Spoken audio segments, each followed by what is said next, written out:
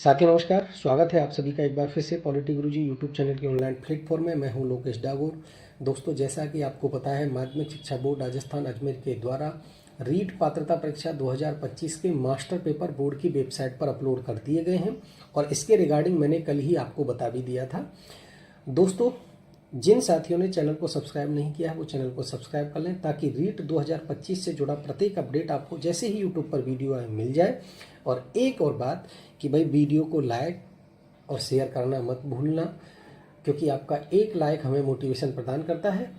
कि हम क्लास में ज़्यादा लॉन्ग वीडियो है नहीं, मेरा प्रयास रहेगा कम से कम समय में आपको जो साइकोलॉजी के 30 प्रश्न हैं लेवल 1 के एक एक शिफ्ट के एक एक पेपर की हम बात करेंगे। आज हम इस सेशन में बात करने वाले हैं 27 फरवरी को L1 का जो पेपर हुआ था उसकी। देखें पहला प्रश्न आप देखेंगे, हल्के प्रभावी प्रतिक्रिया संभाव्यता सूत्र में प्रतिक्रिया निषेध का प्रतीक क्या है। देखो, ज़्यादा व्याख्या नहीं कर पाऊंगा, मेरा उद्देश्य आपको कम से कम समय में सिर्फ आंसर की से अवगत कराना कि इसका एग्जैक्ट आंसर क्या है। हालांकि बोर्ड फाइनल आंसर की जारी करेगा।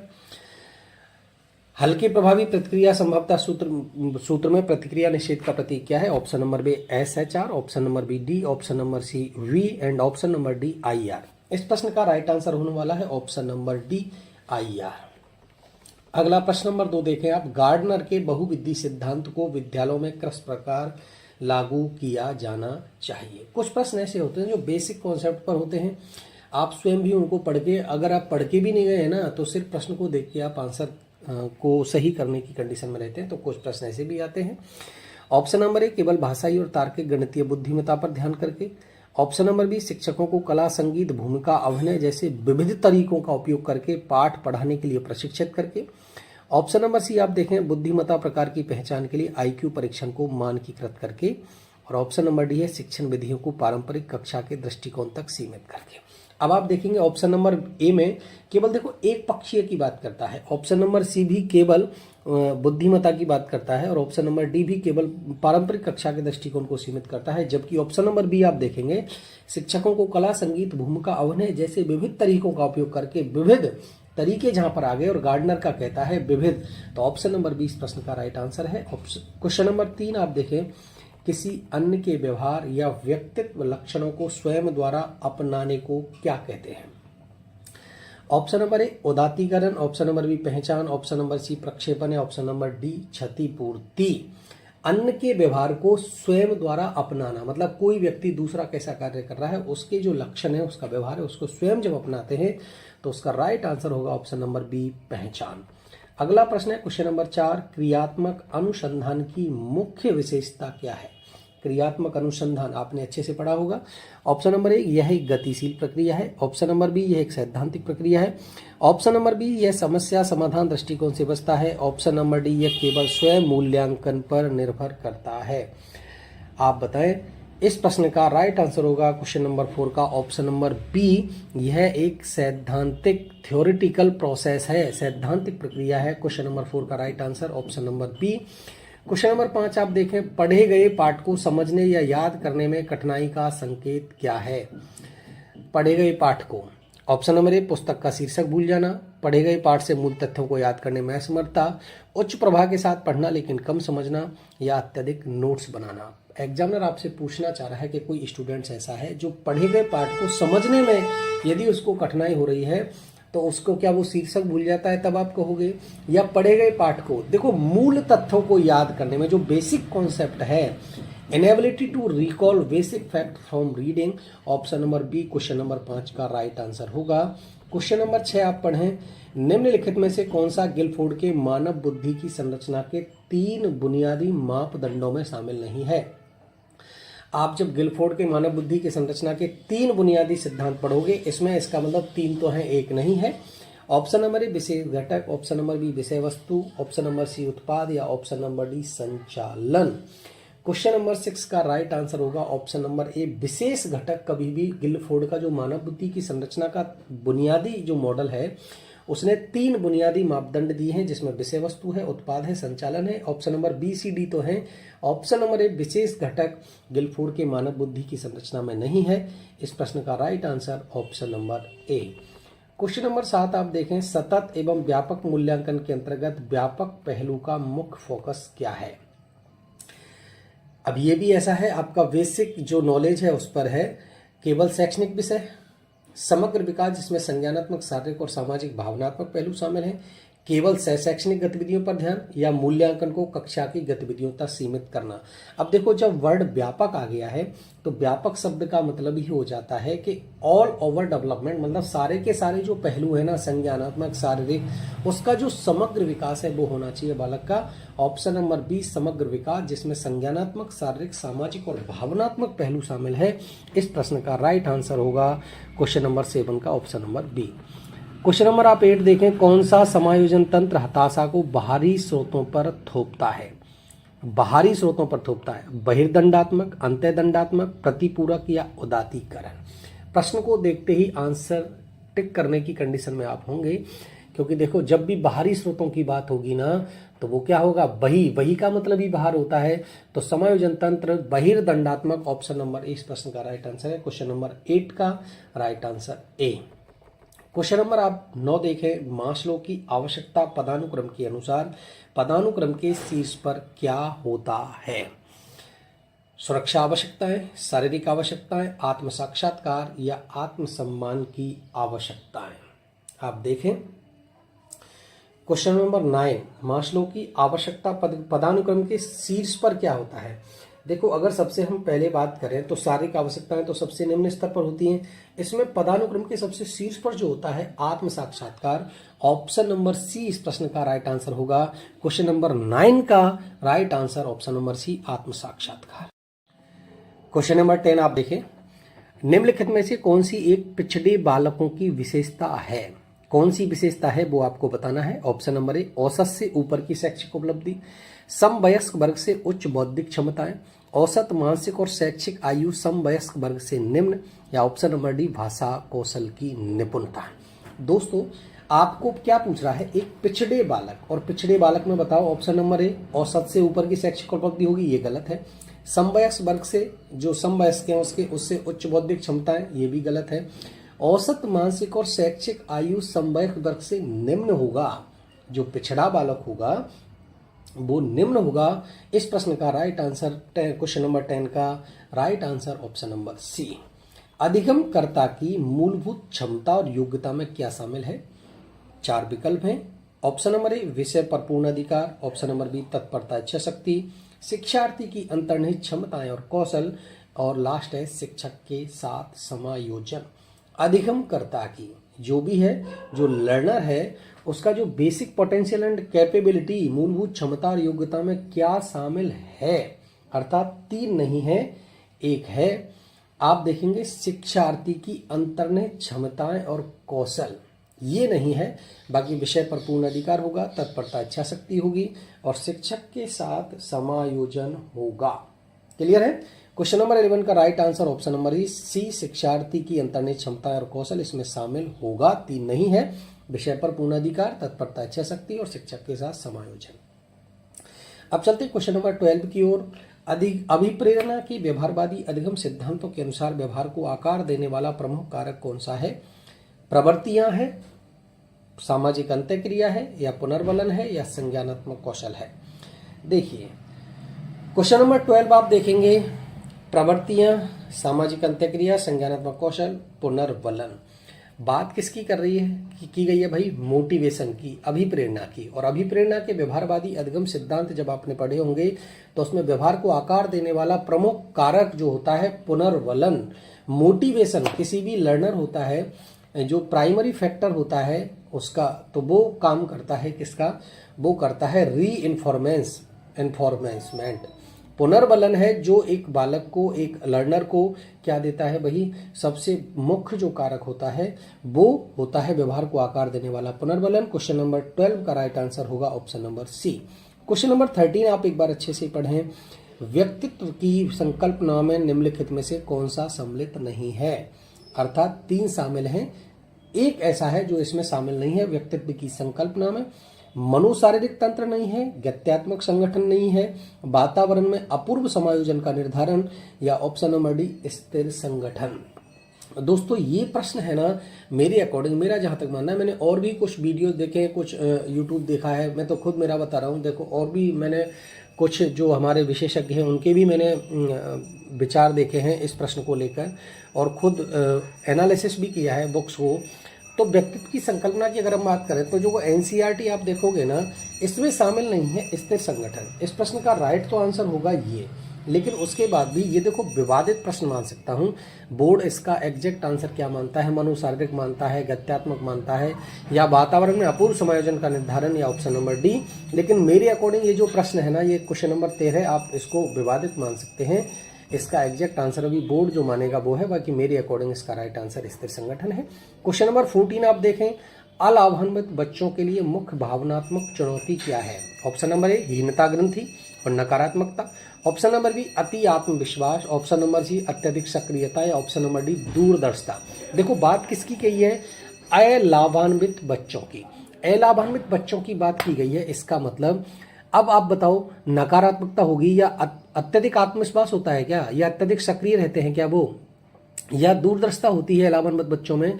ऑप्शन नंबर ए हीनता ग्रंथि और नकारात्मकता, वो हमेशा दूसरों से स्वयं को हीन मानते हैं, उनमें हीनता पाई जाती है। ये अलाभान्वित बच्चों की मुख्य जो चुनौती है वो यही है। ऑप्शन नंबर ए क्वेश्चन नंबर 14 का राइट आंसर होगा हीनता ग्रंथि और नकारात्मकता। क्वेश्चन नंबर 15 आप देखें, आपको बताना है वर्ट के अनुसार शैक्षिक लब्धि EQ की गणना का सूत्र क्या है? जी, एजुकेशनल क्वाड्रेंट का जो फॉर्मूला है वो आपको बताना है। Option number A CA divide by EA multiply with 100, option number B EA divide by CA multiply with 100, या option number C CA divide by EA, and option number D EA divide by CA। देखो वर्ट जो बात करता है ना, वर्ट बात करता है शैक्षिक उपलब्धि की, और शैक्षिक उपलब्धि का वर्ट ने सूत्र दिया है, वो दिया है EA शैक्षिक आयु डिवाइड बाई वास्तविक आयु, और उसको मल्टीप्लाई कर देना है 100 से। क्वेश्चन नंबर 15 का राइट आंसर होगा ऑप्शन नंबर बी। क्लियर है? नंबर 16 आपके सामने है, पूर्व संक्रियात्मक अवस्था के दौरान कौन सी क्षमता विकसित होती है? ऑप्शन नंबर ए तार्किक तर्क, ऑप्शन नंबर बी प्रतीकात्मक सोच, ऑप्शन नंबर सी मूर्त चिंतन, या ऑप्शन नंबर डी काल्पनिक सोच। देखो बात की गई है पूर्व संक्रियात्मक अवस्था की। पूर्व संक्रियात्मक अवस्था, तार्किक तर्क की अगर हम बात करें 7 से 12 की एज में, मूर्त चिंतन की बात करें ये 7 से 12 की एज में, और काल्पनिक सोच जो पाई जाती है वो पाई जाती है 12 से 15 की एज में। पूर्व संक्रियात्मक अवस्था की जो बात की गई है, कौन सी क्षमता विकसित होगी? प्रतीकात्मक सोच, सिंबलिक थिंकिंग, प्रतीकात्मक सोच। क्वेश्चन नंबर 16 का right answer option number B. Question number 17 आप पढ़ें, देखिए RT एक्ट से पूछा गया प्रश्न है, RT अधिनियम छात्रों के सीखने के मूल्यांकनों के लिए शिक्षकों की जिम्मेदारियों के बारे में क्या कहता है?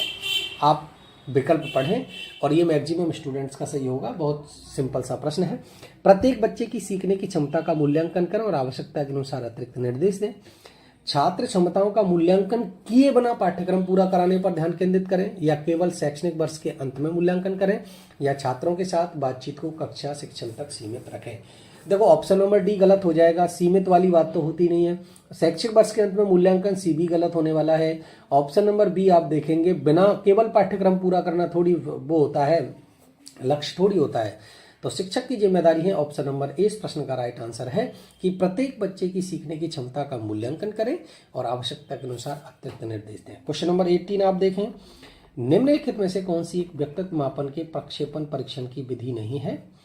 व्यक्तित्व मापन की क्वेश्चन नंबर 18, शब्द साचार्य परीक्षण, विषय आत्मबोधन परीक्षण, ऑप्शन नंबर सी रेटिंग मापनी, या ऑप्शन नंबर डी वाक्य पूर्ति परीक्षण।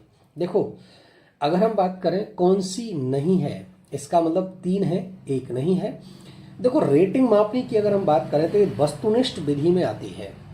क्लियर है? ये प्रक्षेपण परीक्षण की विधि नहीं है, ये किसकी है? वस्तुनिष्ठ विधि है, और ये फ्रांसिस गाल्टन ने दी थी।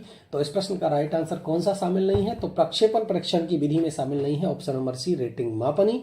इस प्रश्न का right answer option number C. Question number 19 देखें, विकास के सिद्धांतों के अनुसार मस्तकोन्मुखी विकास का क्या अर्थ है? मस्तक अधोमुखी, और खूब आपको पढ़ा है, आपने खूब अच्छे से पढ़ा है कि मस्तको अधोमुखी में क्या होता है? सिर से पैर की ओर विकास होता है। जो विकास है वो सिर से शुरू होगा और पैरों की ओर बढ़ता है ना। तो सिर से पहले सिर का विकास होता है और उसके बाद बच्चा पैरों पर खड़ा होना सीखता है। सबसे पहले वो सिर को हिलाना डुलाना सीखता है और उसके बाद पैरों पर, तो इसको बोलते हैं मस्तको अधोमुखी विकास। आप ऑप्शन नंबर देखें। ऑप्शन नंबर ए कहता है विकास शरीर के निचले हिस्से से सिर की ओर बढ़ता है, ये तो गलत होने वाला है। विकास अंगों से शुरू होता है, ऑप्शन नंबर सी अंदर की ओर बढ़ता है, अंगों वाली कोई बात ही नहीं है। ऑप्शन नंबर डी विकास का कोई विशिष्ट दिशाक्रम नहीं होता है, ये भी गलत है। इस प्रश्न का राइट आंसर होगा विकास सिर से शुरू होता है और पैरों की ओर बढ़ता है। ऑप्शन नंबर बी इस प्रश्न का राइट आंसर है। क्वेश्चन नंबर 20 आप देखें एक बार। एनसीएफ 2005 के अनुसार बाल केंद्रित शिक्षण का मुख्य फोकस क्या है? जो आपका नेशनल करिकुलम फ्रेमवर्क 2005 है वो बाल केंद्रित शिक्षण पे मुख्य फोकस किस पर करता है? पाठ्य पुस्तक की सामग्री को याद करने पर, बच्चों के अनुभव, आवाज़ों और सक्रिय भागीदारी को महत्व देना, पारंपरिक जो विधि हैं उनका सख्ती से पालन, या छात्रों के बीच प्रतिस्पर्धा को बढ़ाना। ऑप्शन नंबर बी एनसीएफ 2005 कहता है बच्चों के अनुभव, आवाज़ और सक्रिय जो भागीदारी है उसको एक्टिव पार्टिसिपेशन किया जाना चाहिए बालक के द्वारा। ऑप्शन नंबर बी 20 का राइट आंसर होगा। क्वेश्चन नंबर 21 आप देखें। एडीएचडी वाले छात्रों की सीखने में मदद के लिए कौन सा जो शिक्षण का तरीका है वो सुझाया गया है? एडीएचडी क्वेश्चन नंबर 20 को आप देखें। एडीएचडी का मतलब है देखो केवल मौखिक निर्देशों का उपयोग करना, या लंबे असाइनमेंट देना, किसी भी दृश्य सामग्री के उपयोग से बचना, या बहुत सारी तस्वीरों और दृश्य संकेतों का उपयोग करना। कोई बालक है जो सीखने में सहज महसूस नहीं कर रहा है तो उसको क्या करेंगे आप? ऑप्शन नंबर डी बहुत सारी तस्वीर और दृश्य संकेतों का उपयोग करेंगे। ऑप्शन नंबर डी इस प्रश्न का राइट आंसर है। देखो एग्जामिनर आपसे पूछना चाह रहा है कि जिन बच्चों का ध्यान केंद्रित नहीं हो पाता है, एडीएचडी वाले छात्रों का मतलब है कि जिन बच्चों का ध्यान केंद्रित नहीं होता है, तो ध्यान केंद्रित के लिए आप लंबे असाइनमेंट दोगे या मौखिक निर्देश दोगे या दृश्य सामग्री के उपयोग से बचेंगे? गलत। दृश्य सामग्री का आपको उपयोग करना है, बहुत सारी तस्वीरें आपको दिखानी है, दृश्य संकेत का उपयोग करना है। ऑप्शन नंबर डी 21 का राइट आंसर होगा। चलें भाई, क्वेश्चन नंबर 22 आपके सामने है। बंडूरा ने दूसरों के व्यवहार का अवलोकन करके सीखने को क्या नाम दिया? बंडूरा। क्वेश्चन नंबर 22 प्रत्यक्ष अधिगम कहा, अनुभवजन्य अधिगम कहा, स्थानापन्न अधिगम या संज्ञानात्मक अधिगम? देखो बंडूरा ने इस प्रश्न का राइट आंसर होगा ऑप्शन नंबर सी स्थानापन्न अधिगम। मतलब दूसरों पर देखकर खुद को, दूसरों को देखना है, दूसरों के व्यवहार का अवलोकन करके खुद को उस पर लागू करने का जो वो है ऑप्शन नंबर सी स्थानापन्न अधिगम। इस प्रश्न का राइट आंसर क्वेश्चन नंबर 22 का option number C. 23 James Drever के अनुसार परिणामवादी कल्पना को किस प्रकार की कल्पना में वर्गीकृत किया गया है? व्यवहारिक और सैद्धांतिक, सौंदर्यात्मक और अनोखी, कलात्मक और सृजनात्मक, या संरचनात्मक और सृजनात्मक? जेम्स ड्रीवर जो बात करता है वो बात करता है ऑप्शन नंबर ए व्यवहारिक और सैद्धांतिक दोनों की। इस प्रश्न का राइट आंसर 23 का ऑप्शन नंबर ए। 24 आप देखें। आनुवांशिकता और पर्यावरण के संबंध का वर्णन करने के लिए कौन सा गणितीय मॉडल उपयोग किया जाता है? जब आप आनुवंशिकता और पर्यावरण का जो फॉर्मूला जब आप देखते हो तो उसमें क्या आता है? वंशानुक्रम मल्टीप्लाई विद वातावरण, मतलब आनुवांशिकता और पर्यावरण का मल्टीप्लाई। ऑप्शन नंबर डी बहुत सिंपल सा प्रश्न है। 24 का राइट आंसर होगा ऑप्शन नंबर डी। 25 एनसीईआरटी के दस्तावेज प्रारंभिक स्तर पर सीखने के प्रतिफल, सीखने के प्रतिफलों के उद्देश्य के बारे में क्या कहता है? देखो एनसीईआरटी का जो दस्तावेज है वो क्या कहता है कि क्वेश्चन नंबर 25 विद्यालयों में एक समान शिक्षण विधियों को बढ़ावा देना है, अवधारणा को रटने की प्रवृत्ति को प्राथमिकता देना है, यह सुनिश्चित करना है कि छात्र आयु उपयुक्त दक्षताओं को प्राप्त करे, या केवल सैद्धांतिक ज्ञान पर ध्यान केंद्रित करना। देखो एक समान शिक्षण विधियों को बढ़ावा नहीं देंगे आप, क्योंकि सभी स्टूडेंट्स का अलग अलग होता है, तो एक समान शिक्षण विधियों को आप लागू नहीं कर सकते। अवधारणाओं को रटने पर बिल्कुल, रटने की प्रवृत्ति तो डेवलपमेंट करनी नहीं है, ये भी गलत हो जाएगा। केवल सैद्धांतिक ज्ञान पर ध्यान केंद्रित करना ये भी गलत है, क्योंकि सैद्धांतिक ज्ञान के साथ साथ आपको व्यवहारिक ज्ञान भी देना है। इस प्रश्न का राइट आंसर हुआ ऑप्शन नंबर सी कि यह सुनिश्चित करना कि छात्र अपनी आयु के अनुसार वो सब कुछ सीख पाए और सैद्धांतिक के साथ साथ व्यवहारिक भी होगा। तो अगर केवल ये सैद्धांतिक है ये गलत है। ऑप्शन नंबर सी प्रश्न का जो एग्जैक्ट आंसर होगा वो होगा option number C. Question number 26 आप देखें। वृद्धि और विकास के बीच मुख्य अंतर क्या है? आपने खूब पढ़ा है वृद्धि क्या है, विकास क्या है। वृद्धि की बात करें तो मात्रात्मक परिवर्तनों को संदर्भित करता है, जबकि विकास मात्रात्मक और गुणात्मक दोनों परिवर्तनों को शामिल करता है। वृद्धि केवल मानसिक विकास से संबंधित है, विकास परिपक्वता पर रुक जाता है, या वृद्धि और विकास पूर्णतः असंबंधित है। देखो ऑप्शन नंबर डी की बात करें तो ये भी गलत है, क्योंकि पूर्णतः आपस में दोनों का संबंध है। विकास परिपक्वता पर, ये तो अनवरत जीवन पर्यंत चलने वाली प्रक्रिया है, तो ये भी गलत है। वृद्धि केवल मानसिक विकास से संबंधित है, ये भी गलत है। वृद्धि, हाँ बिल्कुल, मात्रात्मक परिवर्तनों को जो संदर्भित करता है वो तो रेफर करता है, वो तो होता है वृद्धि, और विकास होता है मात्रात्मक के साथ साथ गुणात्मक दोनों होता है। ऑप्शन नंबर 1 26 का राइट आंसर होगा। 27 देखें आप, मनोविज्ञान में व्यक्तिगत भिन्नताओं की सही व्याख्या क्या है? व्यक्तियों में एकल या अनेक विशेषताओं के संदर्भ में विविधताएं या विचलन। ऑप्शन नंबर बी, एक ही प्रजाति के लोगों के बीच समानता। ऑप्शन नंबर सी, व्यक्तियों में भावनात्मक प्रतिक्रियाओं में समानता। या ऑप्शन नंबर डी, व्यक्तियों में विचारों और व्यवहारों में समानता। आप देखें क्वेश्चन नंबर 27, और 27 का राइट आंसर होगा व्यक्तिगत विभिन्नताओं की बात की है।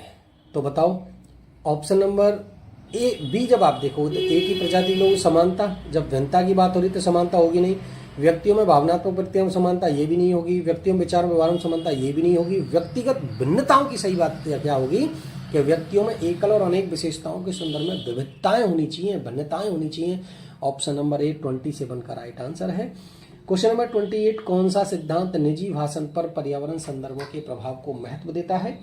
आप देखें 28 वाइगोत्स्की का सिद्धांत है, पियाजे का सिद्धांत है, या दोनों सिद्धांत समान रूप से, या ऑप्शन नंबर डी कोई भी सिद्धांत नहीं। निजी भाषण की अगर हम बात करें तो पर्यावरण संदर्भों के प्रभाव को महत्व देता है वाइगोत्स्की का सिद्धांत। ऑप्शन नंबर ए 28 का राइट आंसर होगा। 29 कहता है B.F. स्किनर ने अधिगम की व्याख्या करने के लिए मानवीय व्यवहार तथा उद्दीपकों के बीच बल दिया है।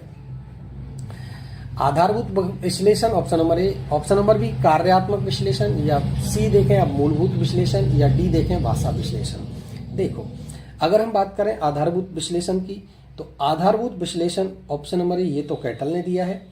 मूलभूत विश्लेषण की बात करें, ये भी कैटल ने दिया है। भाषा विश्लेषण या वाइगोत्स्की ने दिया है। ऑप्शन नंबर बी सॉरी, कार्यात्मक विश्लेषण इस प्रश्न का राइट आंसर होगा, क्योंकि B.F. स्किनर कहता है क्या? B.F. स्किनर कहता है कार्यात्मक विश्लेषण पर बल देता है। Option number B. Question number 30 last, अधिसंज्ञानात्मक कौशलों के अंतर्गत निगरानी में क्या शामिल है? किसी कार्य को कितना समय देना है, इसका निर्णय देना। प्रश्न पूछना जैसे क्या है समझ में आ रहा है, प्रतिक्रिया के बिना कार्य पूर्ण करना, या ऑप्शन नंबर डी कार्य की कठिनाई को अनदेखा करना। देखो निगरानी में मॉनिटरिंग की बात की है, तो मॉनिटरिंग में आप किसको शामिल करोगे? मॉनिटरिंग में आप अधिसंज्ञानात्मक कौशलों के अंतर्गत प्रश्न पूछना जैसे क्या है समझ में आ रहा है। ऑप्शन नंबर बी इस प्रश्न का राइट आंसर होगा। मिलता हूं नेक्स्ट वीडियो में रीट लेवल 2 के साइकोलॉजी के 30 प्रश्नों को लेकर। तब तक आप अपनी तैयारी करते रहें, वीडियो को ज़्यादा से ज़्यादा अपने फ्रेंड्स के साथ शेयर करें। बहुत बहुत धन्यवाद।